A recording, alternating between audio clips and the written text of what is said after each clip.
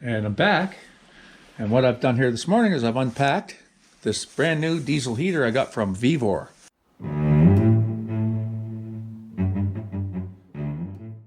This is everything that comes in the box.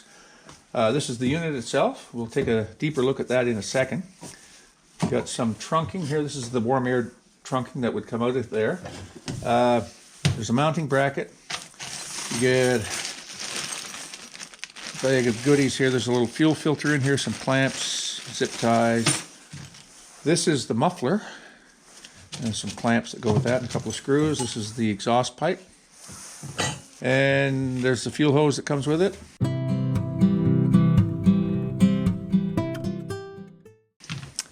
And this is combustion air. So basically there's, see these two fittings on the bottom of the unit. One is combustion air going in, and the other is exhaust coming out. That's from the combustion process of burning the diesel. And then there's a fan in here, and it basically sucks in air here and blows warm air out the other side. And they give you a little diffuser here, so what you can do is you can figure it out the way you want it, but you can have that on the inside of your wall or whatever you want to do. And this kit comes with a T, but it's only comes with one end, so I don't know how they'd want you to do that. But anyway, so what else do you get? You get it's a wall-mounted thermostat, and you get a remote control. So basically the remote looks like it's just got a little slide over it, so you can go on, off, up and down for temperature, I guess. Okay, that's what you get, and this goes on the wall somewhere. Okay, now this is the wiring harness that comes with it. There's a plug that would go to the heater right here. Okay, and there's one that goes to this wall-mounted thermostat, like that. And then you've got 12-volt power you need to hook into. You need a 12-volt supply, 15 amps. It says the fuse in line. And here's the fuel pump and power to that. Anyway, here's the fuel tank. And when I first got it, I looked for the fitting that would hook the fuel hose to it. And I didn't see it, and I didn't see it in any of those bags. And I thought, oh, well, they didn't send it, but it's down inside of here. So you've got to install this yourself. Okay, so it's just goes in from the inside. Some people, they drill a hole down in here somewhere. You drill a hole and feed it through on a string and drop that in, and then there's a O-ring that goes on either side of it, and then you just hook your fuel hose to that. Put it wherever you want. Some guys put it in the bottom, some guys put it up a little bit from the bottom. There's actually a better solution for this, and I don't happen to have it here today, and I'm not going to use it, is that you can drill in the top here, and they've got like a fuel pickup, and it has a straight line that comes down, a little pipe. And that way you don't have a chance of the tank leaking down at the bottom, because the minute the fuel's below this upper level here, it's not going to leak. And that's everything. That's the whole thing. Let's take a look inside the main unit there and see what makes this thing tick. Okay, so to take this apart, it's really easy. Just this unscrews on the end. That's your cool air inlet, and this just comes off the top like that. And here's so this is your little fan here that blows air, so it would suck air in. And it blows the air over the top of the unit through this case and then out the discharge here. And the combustion happens down inside. So let's just take a look here. Get this out of here. Okay. So you just got an empty shell here.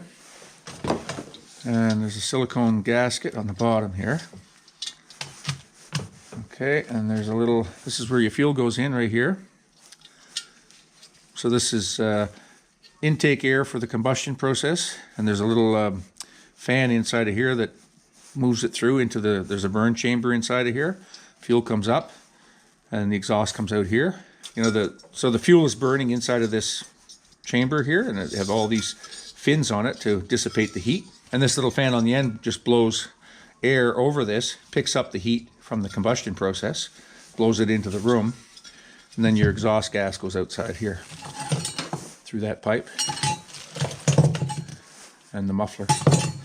And that's pretty much it. There's a couple of things here. This is your igniter that ignites the fuel, and this is a sensor for over temp, I believe. And there's just a simple board here. So your power comes in on this lead here, and this one goes to your igniter, The other one goes to your over temp sensor. This one goes to your fan motor here. Not much to it really. And anyway, so that's the guts of it. I mean, there's a couple of guys on YouTube that have taken these apart and shown you all the internals of the burner, but I'm not going to get that far into it today. I'm just going to show you this much. So that just sits in there like that. Let's see, like that.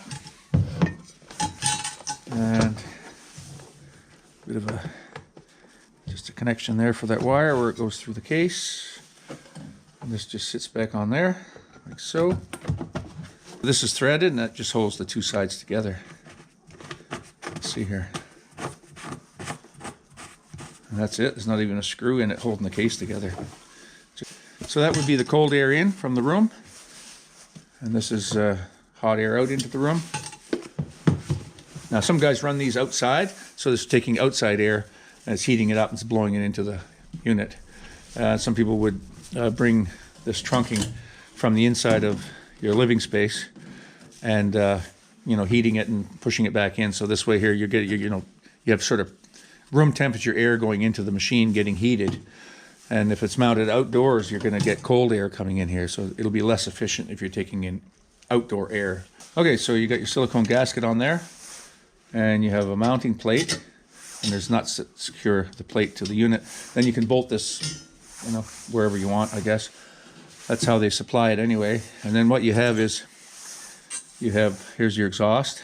Okay, so that would have a clamp on here, and then this is bendable. You can get it out to your, and then goes to the muffler, and you clamp that. So, and this is the intake combustion air, like I said, and that just goes on here, like that. Clamp on there. So air in and air out of the combustion chamber, and air in and air out of the heater. And what I'm doing here today is I'm making a bracket to mount the diesel heater on. And what I had was I had a piece of an old road sign. You know, an old road sign. And so all I did was I just marked it and bent it. So this will be the top, and these are the wings that you bolt it down.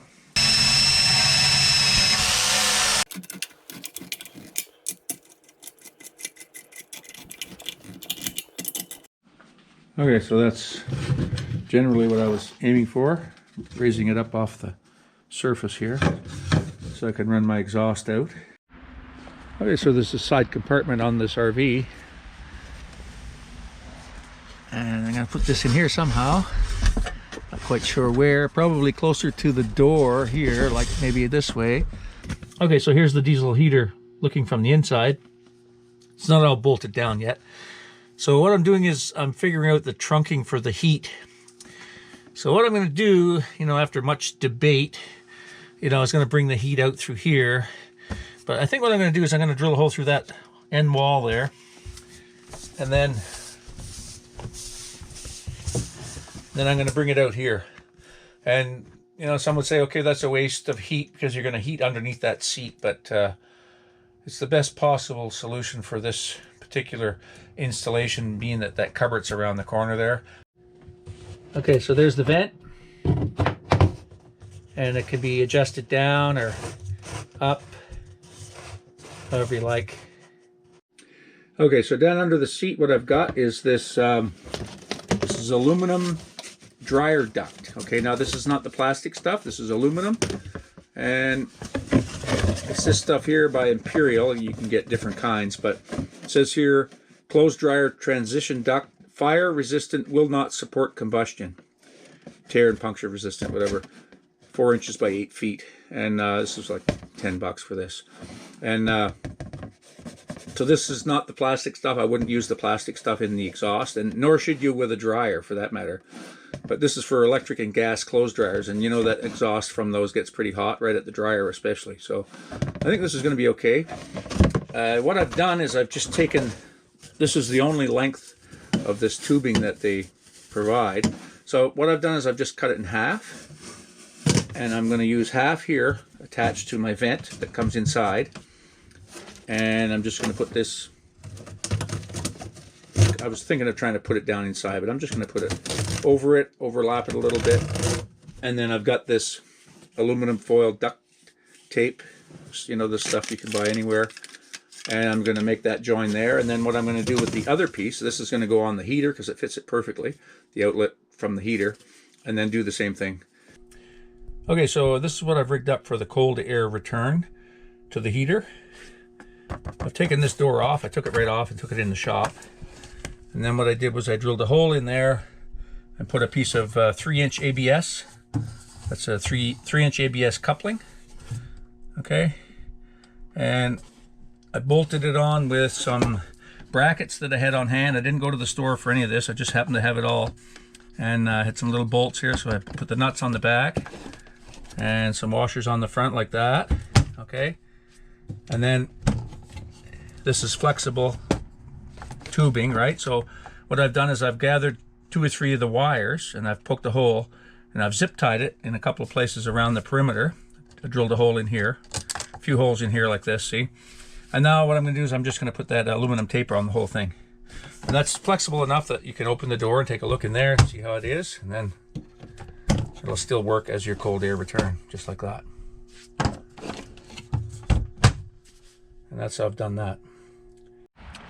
Okay, so here's the location I finally picked. It's sort of more to the right, so I can still use this part of the compartment if I want to for something. This is my cold air return from inside the RV. The hot air going out over there. It's my little bracket. I'm going to bolt it through some 2x4s into this OSB floor. It's nice and solid. And what I've done is I've incorporated an old cookie sheet in here. See this? And if there's ever a drip, you know, there's a chance it'll catch in the pan. The other thing I've done is I've got some fire brick.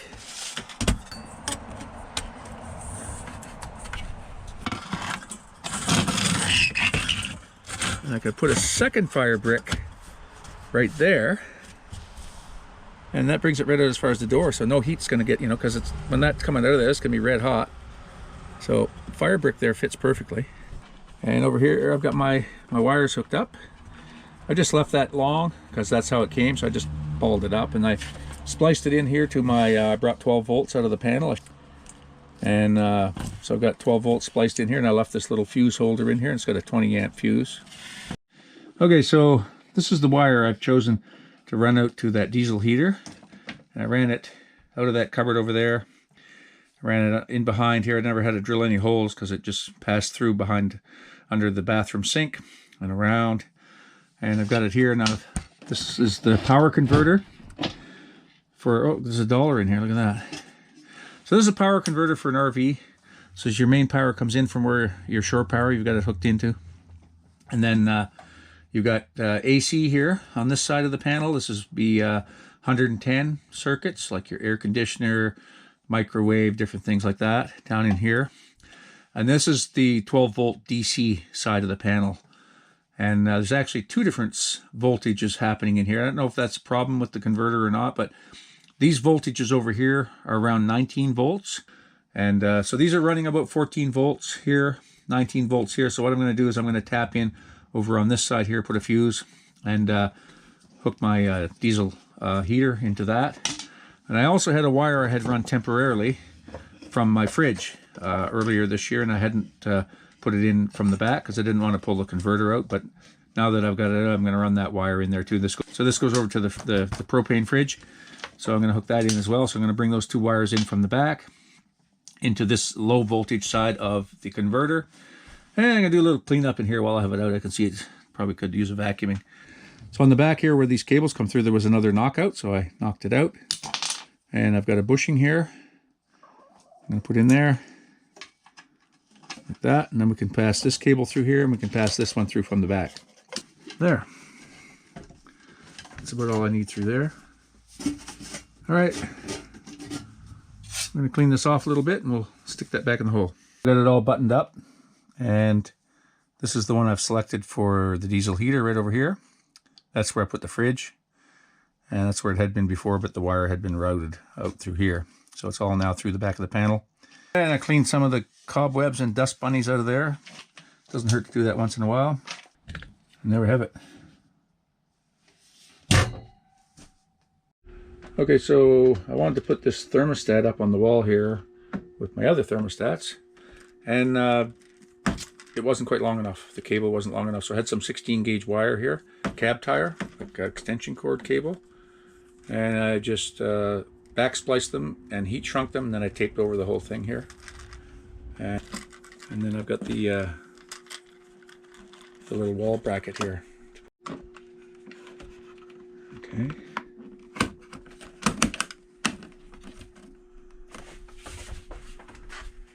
Mask on for this one.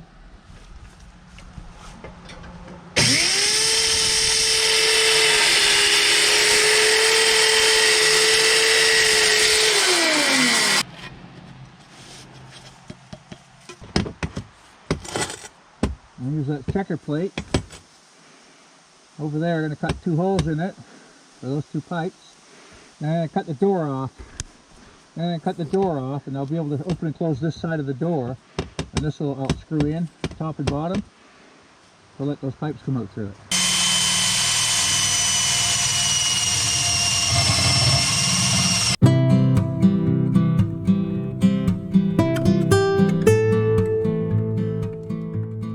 So this is the hose that comes with the heater, and they recommend not to use it. And this is the aftermarket hose that I bought in a kit. And it's hard, and this is soft. Okay, and one of the reasons they want you to change the hose is because this will give with every impulse of the pump, and you don't actually get the amount of fuel delivered to the burner that you should. The other thing is that this hose deteriorates in the sun, and it just turns to mush by the account of some videos.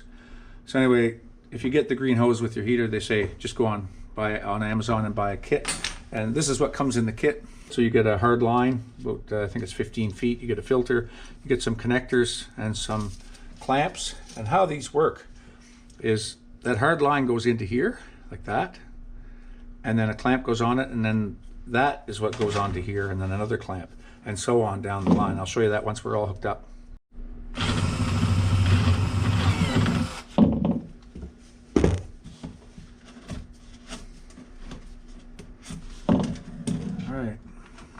Alright, that'll fit through there. Can go in like that. So we're going to put this hose in through there. And then drop it down.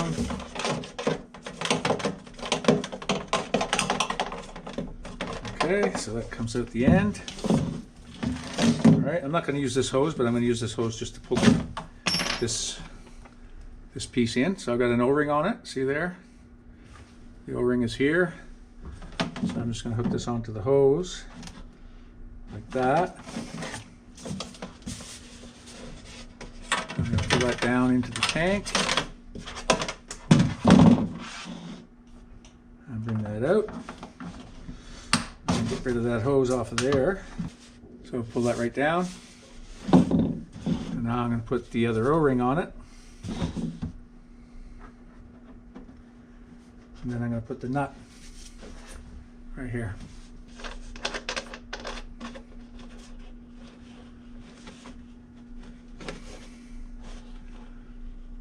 And we can snug that as we need to, but we don't want to go over tight on that. But we can just snug it like that, it should be okay. If it leaks a little bit, we can just tighten it a bit more. So a piece of hose and a clamp, and then we're going to go. Right now, we're going to put our clamp on first. So another clamp on, and this in there.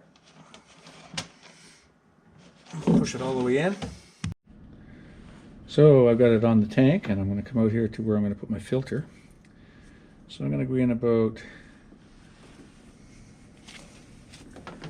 So the first thing I'm going to do is going to put it on the filter, and I'm going to mark. I'm going to see here that I want to bring this one right up to it inside here. So I'm going to try and mark what that is, what that length is on this hose. So it's right there.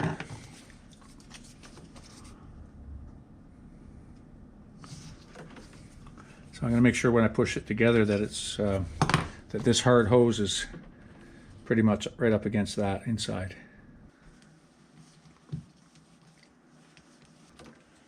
All right, now what I've done is I've bought one of these aftermarket pumps. They're supposed to be quieter. And it actually comes with a built-in filter, but Nonetheless, I'm just going to join it together like that with one of those pieces of hose.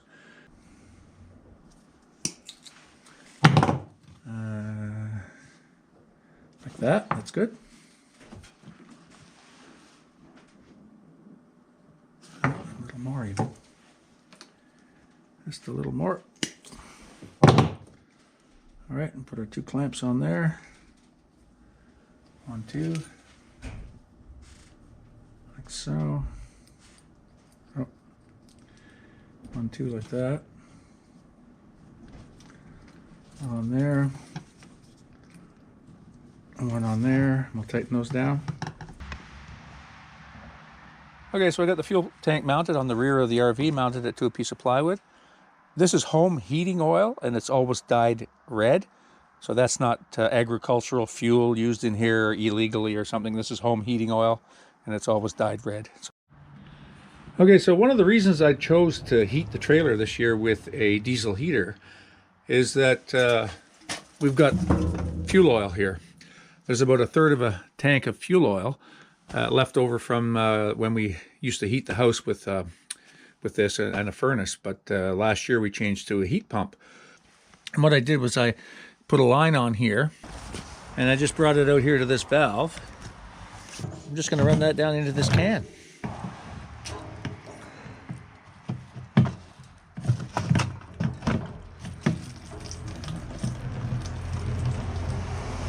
There.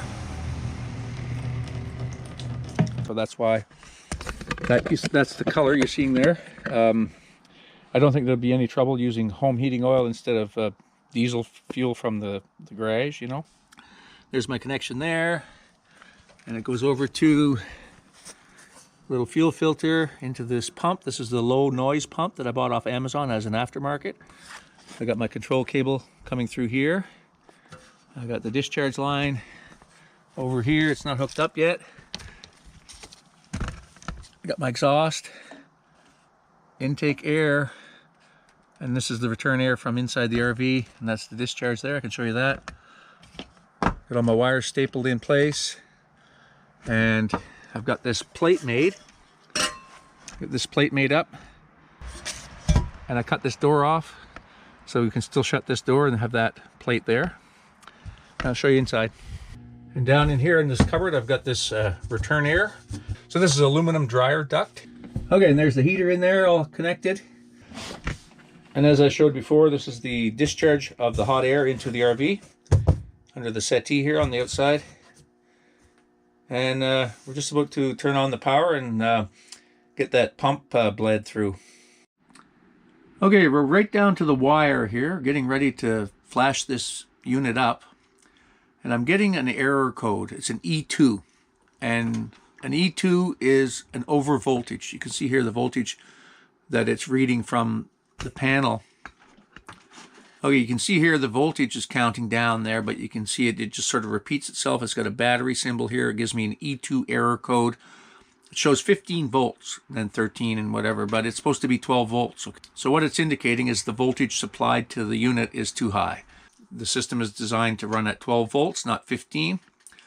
And that's a problem. So I'm going to have to fix that before we move any further. So right at the 11th hour here, we're faced with this problem with the voltage. Okay, so what I've done is I've gone on Amazon and I've ordered this transformer. It'll transform down from regular AC voltage, 110, down to 12 volts, 15 amp output. So that'll be here this week. So I'll have to do a follow-up on this video. Sorry to leave you hanging. It's got me as disappointed. And I'll explain to you what I think's wrong with the converter. Okay, so the problem is the converter is getting old, and what happens sometimes in these old converters is they don't quite produce the power that they were designed to produce. These are all supposed to produce 12 volts along here. I'm getting 19 volts here, and I'm getting about 14.5, 15 volts on these ones here. So this is the one I tapped into here, hoping that would be sufficient. But no, the diesel heater is really fussy. It wants 12 volts. So I'm not going to go into buying a whole new transformer for this vehicle, or converter they call it, because it's got the AC power on one side. It's got the DC section here to run all your DC systems. But I'm not having any trouble with any of the other appliances in the RV. The fridge, for example, it's got a board on it that runs fine on it. All my LED lights and the pumps and all that stuff work fine. there's something in that diesel heater that wants to have the right voltage.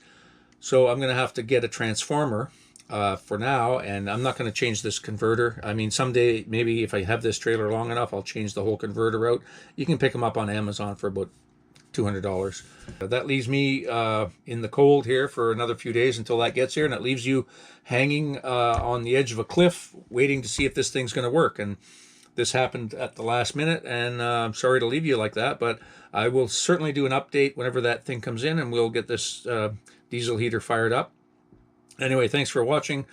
Make comments down below if you like, and we'll see you again here very soon on Everyday Projects. Bye for now.